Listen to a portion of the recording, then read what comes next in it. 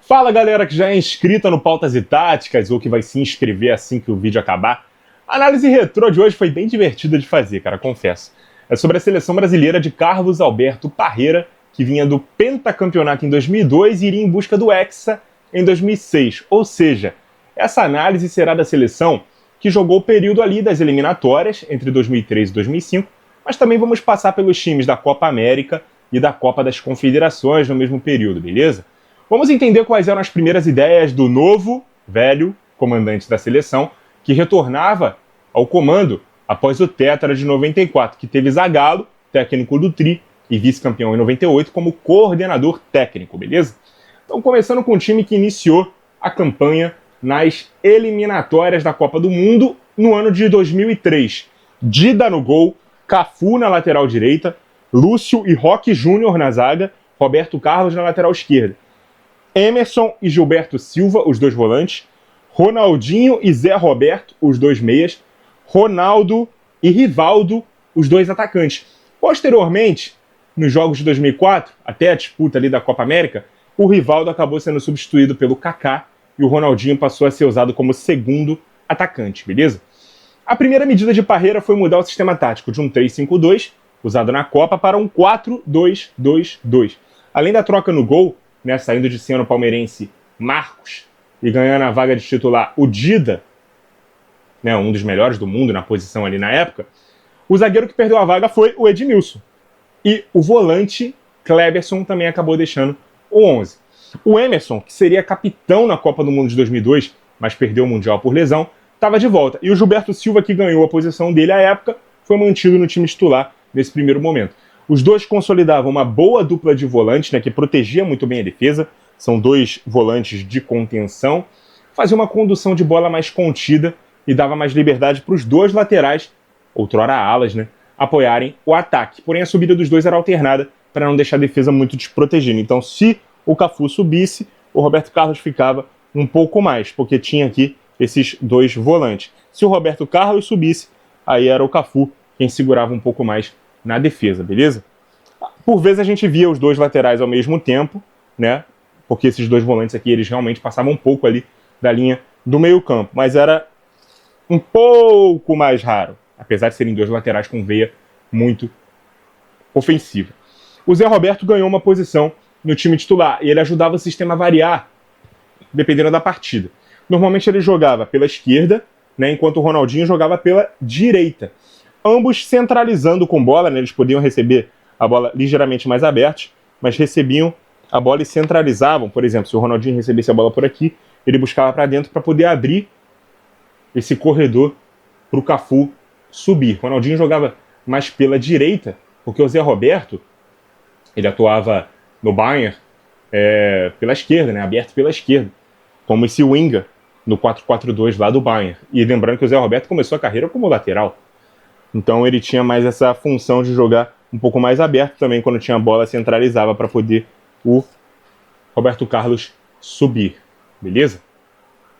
Porém, como eu disse, esse sistema variava para um 4-3-1-2 por vezes, porque o Zé Roberto ele poderia ficar um pouco mais aqui, para poder dar mais liberdade para o Ronaldinho encostar nos dois atacantes. Com isso, o Emerson centralizava na frente da defesa, o Gilberto Silva ficava como esse vértice direito do losango, o Zé Roberto o vértice esquerdo e o Ronaldinho encostando em Ronaldo e Rivaldo. Sendo assim, esse trio de R's, que foi tão fundamental em 2002, tinha muita movimentação e liberdade para circular por todo o ataque, sem muita posição fixa e sendo constantemente acionados, especialmente em bolas longas, já que o jogo coletivo, convenhamos, era bastante limitado. A aposta era quase que exclusiva no talento individual desses três jogadores, beleza? E é claro, nas subidas dos dois laterais também. Então a ordem aqui era mais fechar a casinha mesmo e dar a bola aqui para esses jogadores. E ao mesmo tempo na defesa, eles pouco contribuíam.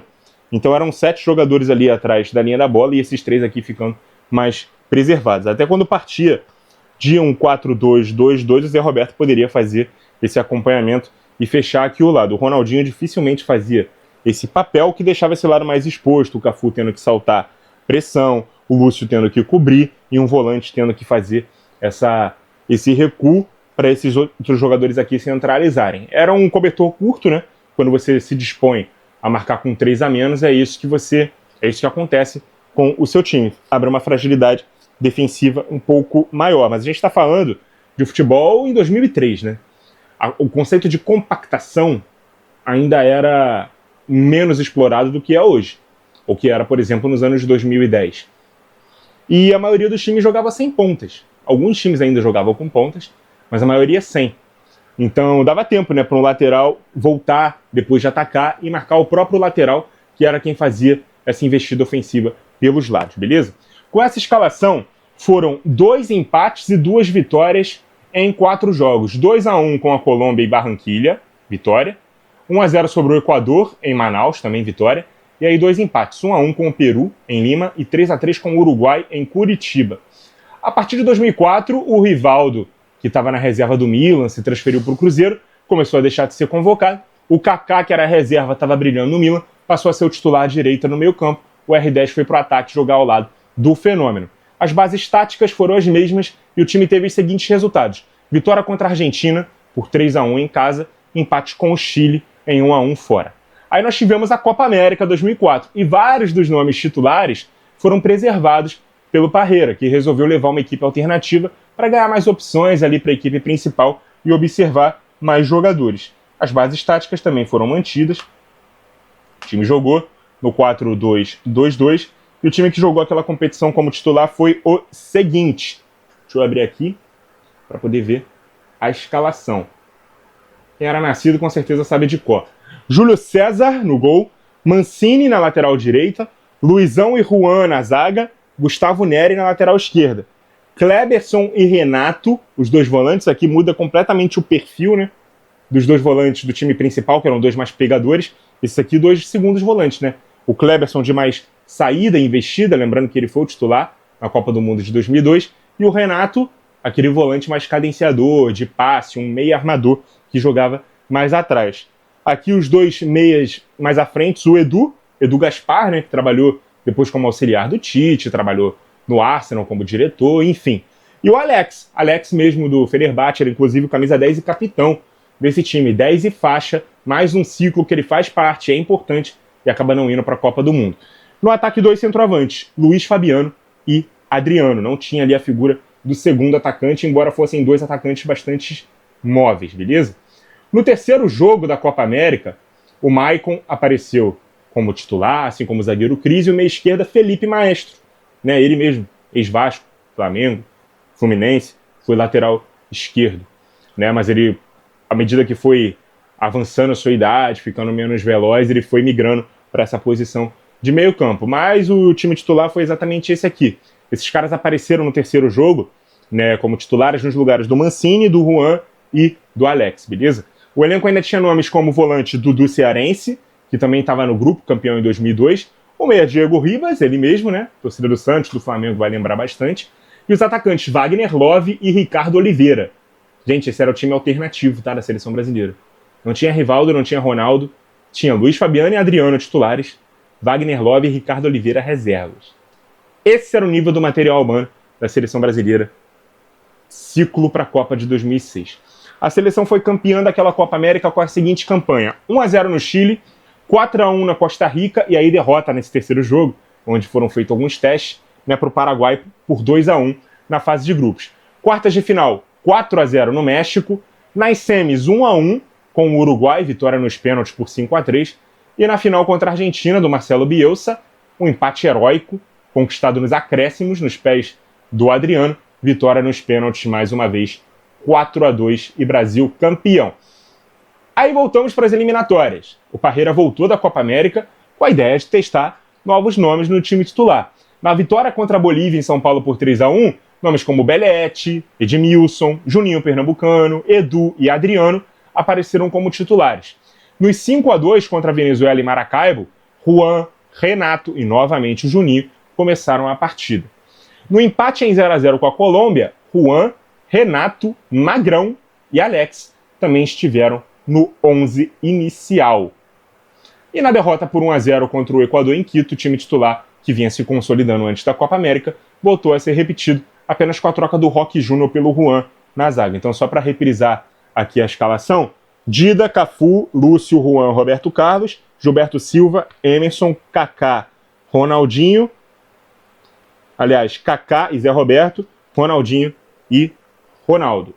A partir das datas FIFA de 2005, a gente teve a consolidação de um novo time titular. Saiu um pouco de cena esse 4-2-2-2 e entrou em cena o 4-2-3-1. Beleza? Qual era a escalação aqui? Dida, Cafu, Lúcio, Roque Júnior e Roberto Carlos. Emerson, e aqui jogava o Zé Roberto, na dupla de volante. Gilberto Silva perdeu a vaga de titular. Robinho entrou no time titular na ponta direita. Kaká centralizado, Ronaldinho à esquerda e Adriano foi o centroavante. Esse time venceu o Peru em Goiânia por 1-0 e empatou com o Uruguai em Montevidéu por 1-1. O Roque Júnior já tinha uma disputa ali por posição com o seu companheiro de clube, né, Bayer Leverkusen, né, com o Juan, mas por enquanto ainda tinha preferência pela titularidade. O Gilberto Silva deixou o time, o Zé Roberto foi cravado como volante. O Robinho estava arrebentando no Santos há pelo menos 3 anos, estava prestes a assinar com o Real Madrid, passou a ser o titular na ponta direita. Ronaldinho era o melhor jogador do mundo e jogava no Barça como um ponta esquerda. Esse foi o principal motivo para a mudança de sistema tático, tentar potencializar a sua principal arma do momento, que era o Ronaldinho. Assim como o Kaká, que passou a jogar mais centralizado por trás do camisa 9, Adriano, que ganhou muita moral, né, com aquela Copa América, vivia o auge da carreira e substituía com frequência o Ronaldo, que ora era poupado, ora estava lesionado. Nos 2 últimos jogos antes da Copa das Confederações, mais mudanças. O Belete substituiu o Cafu na vitória por 4-1 contra o Paraguai em Porto Alegre, e o Juan jogou ao lado do Roque Júnior na vaga do Lúcio, na derrota por 3-1 contra a Argentina em Buenos Aires. Aí a gente teve a Copa das Confederações na Alemanha, e entre poupados e ganhos de posição, o lateral direito Cicinho foi o titular, o lateral esquerdo Gilberto substituíram o Cafu e o Roberto Carlos, que nem foram convocados, né? E em um jogo ou outro também apareceram o Maicon como titular, o Léo do Santos, né, ali também na lateral esquerda, mas a base do time foi aquela. O Adriano também se consolidando como titular, o Ronaldo também foi preservado da competição, beleza? A campanha aqui do Brasil na Copa das Confederações foi o seguinte: 3-0 na Grécia, que era campeã europeia, né, de 2004, foi campeã da Euro de 2004. Tô para fazer análise desse time aqui no canal também. Mas o Brasil venceu a Grécia por 3-0. E aí perdeu para o México por 1-0 e empatou com o Japão por 2-2 na fase de grupos. Passou de fase. Nas semis contra os donos da casa, os alemães, vitória por 3-2, depois de ver o time tomar um empate 2 vezes no jogo, assim, em minutos seguintes. Né? Abriu o placar, tomou um empate 2 minutos depois. Aí fez 2-1, tomou mais um empate. E aí depois fez o terceiro gol do jogo e se classificou para a final. E aí a decisão foi contra a Argentina, eterno rival, que tinha sacudido o Brasil nas eliminatórias por 3-1. Mais uma final ali contra eles, exemplo do que foi 2004, dificílima, mas aquela foi uma atuação de gala ali, de toda a era Parreira, e um sonoro 4-1 para a seleção brasileira. Deu o título do Brasil da Copa das Confederações. E aí, para muitos, o encantamento daquela final foi o que deu fama ao famigerado quadrado mágico. Mas o quadrado começou a aparecer, na verdade, só após a Copa das Confederações, com a saída do Robinho do time e o retorno do Ronaldo. O quadrado era Kaká, Ronaldinho, Ronaldo e Adriano. Os dois juntos, o Robinho acabou indo para o banco, né? Na bola dividida ali, não dava para tirar o Adriano. E o Robinho, por ser mais jovem, foi quem foi para o banco. E o Ronaldo, que era o grande símbolo ali daquele time, né, acabou voltando para o time titular no lugar do Robinho. E aí voltou a cena, o 4-2-2-2. Isso acabou desequilibrando o time, né, com 2 centroavantes. O Kaká precisando abrir mais, né, o posicionamento. O Ronaldinho mais afastado do gol, jogando ainda de ponta esquerda, mas numa segunda linha de 4, centralizando com bola, mas não fazendo aquele movimento que ele fazia no Barcelona de diagonal para a área. Então isso aqui foi um pouco ruim, né, para o Parreira tentar implementar. O tal do quadrado, inclusive, jogou junto poucas vezes. Quando deu certo, o Robinho estava substituindo alguém. Ou o Ronaldinho, ou o Ronaldo, ou o Adriano, ou o Kaká, beleza? Ainda assim, os resultados finais das eliminatórias em 2005 deram um tremendo clima de oba-oba na torcida, né? Com esse time aqui. 5-0 diante do Chile em Brasília, e um empate por 1-1 com a Bolívia em La Paz, e o 3-0 contra a Venezuela em Belém. Outra coisa, o Roque Júnior foi titular na Copa das Confederações. Ele teve uma lesão, o Juan tomou conta da posição de tal jeito que o Roque Júnior nem para a Copa do Mundo no ano seguinte foi. Ele poderia ter sido mantido no elenco para ser pelo menos reserva. Não foi, beleza? Fiz aqui um vídeo, inclusive, sobre isso, que eu manteria o Roque Júnior convocado para a Copa do Mundo. Ele foi completamente deixado de lado assim que o Juan assumiu a posição dele. Como a gente pôde ver, o Parreira já tinha na cabeça uma ideia de como ele queria jogar, e apesar de muitos testes e preservações, sobretudo na Copa América de 2004, poucas coisas mudaram no 11 ideal, do início das eliminatórias até a Copa. Eu foquei aqui essa análise nos jogos oficiais, tá? Dei uma ignorada ali nos amistosos, onde o time se mexia muito. Eu acho que o Parreira teve 2 grandes acertos, que foi o retorno do Emerson para o time titular, pós-Copa de 2002, e a mudança para o 4-2-3-1, quando ele colocou o Robinho no time em meados de 2005.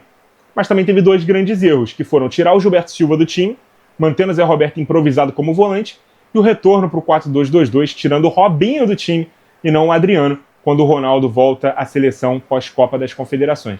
Apesar do Zé Roberto ter feito uma ótima Copa do Mundo, em 2006, estava claro que ter o Emerson e o Gilberto Silva juntos solidificava o meio-campo muito mais do que ter o Zé, que jogava na mesma posição do Ronaldinho, no seu clube, jogando ali numa função mais defensiva, beleza?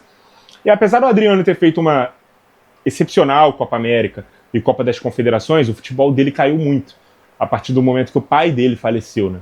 Ele perdeu um pouco da alegria e tal. Fez até uma Copa do Mundo decente, né? 2 gols, inclusive. Mas ele não deveria ter permanecido no 11 quando o Ronaldo voltou. O Robinho não deveria ter perdido a vaga. E a outra opinião que eu tenho é sobre o Cafu ter permanecido como intocável, até por ser o capitão do time, mesmo aos 36 anos de idade, sendo que a posição dele foi a que mais teve jogadores testados, né, ao longo do ciclo. Né, o Mancini, Maicon, Belletti, Cicinho, que foi o reserva dele na Copa, e mesmo assim ele foi mantido como titular durante praticamente todo o ciclo. Eu escolhi estudar, gente, esse período aí e trazer para a análise retrô de hoje, porque estamos prestes a começar o ciclo com o Ancelotti, e o que muito se fala é que nos anos 2000 tínhamos muito mais talento do que hoje, e de fato tivemos jogos encantadores. Porém, quando o talento é subaproveitado e não há uma organização adequada para que ele brilhe, o resultado final acaba sendo decepcionante. A missão de Dom Carleto é conseguir organizar esse talento que sim, a gente ainda tem em dias atuais, né, e quem sabe ter melhor sorte no Mundial de 2026 e, se Deus quiser, ele permanecer para tocar o ciclo até 2030, onde eu sinceramente acho que teremos mais chances caso ele continue como nosso comandante. Acho que ele chega para arrumar a casa, preparar o terreno, também ver onde é que ele está pisando, ver como é que vai ser a recepção dele aqui no Brasil, ver como é que a CBF vai tratá-lo. Aí ele assina até o final de 2026. Também, se ganhar 2026, não precisa continuar mais, né? Porque ele só vai ter a perder dali para frente. Aí eu, no lugar dele, eu até me aposentaria, no auge, ganhando a Copa do Mundo. Mas o mais provável é que ele não consiga deixar tudo alinhado para a gente conseguir ser campeão na próxima Copa. Minha visão, tá? Acho que o Brasil sobe um pouco suas expectativas, mas ainda não chega ali a tocar a prateleira dos favoritos para a Copa do Mundo de 2026. Mas ele conseguindo organizar a casa, eu renovaria com toda certeza o contrato dele para ele poder ficar o ciclo todo até 2030. E aí sim a gente pode vislumbrar, quem sabe, voltar a ganhar a Copa do Mundo. Esse time aqui foi o que teve a primeira missão de conquistar o Hexa, logo depois da Copa do Penta. Falhou. Vamos completar 24 anos sem título da Copa do Mundo na próxima Copa. Vamos ver aí se nessa 6ª missão, né, parte 6 da missão Hexa, a gente consegue finalmente colocar a 6ª estrela no peito. Muito obrigado a você que acompanhou o vídeo até aqui. Continue ligado no nosso canal. E até a próxima!